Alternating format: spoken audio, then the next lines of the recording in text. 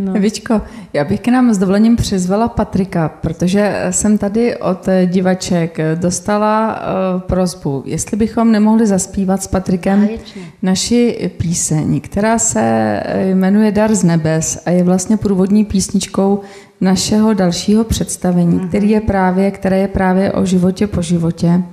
A možná se také toho, co si teď řekla, dotkneme i v té písničce. Tak pro tebe, pro tyto dvě krásné ženy, maminku a dcerku a vás všechny.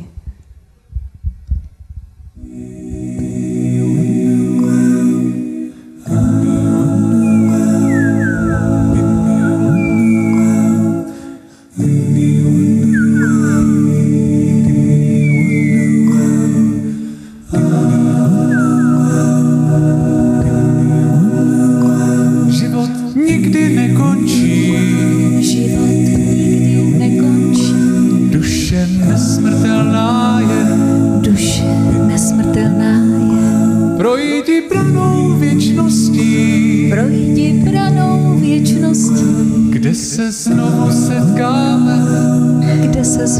setkáme, tam si život prohlédneš,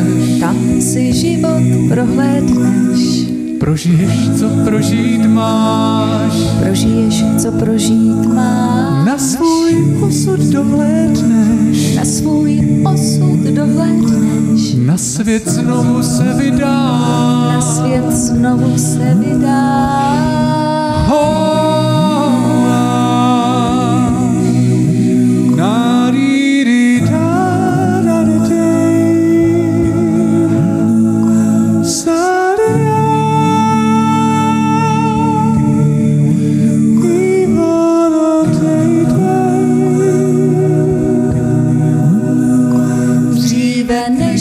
stvořen svět,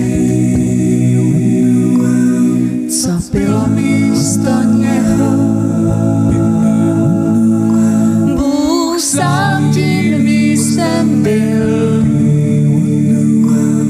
a věčné slovo jeho. Život nikdy nekončí,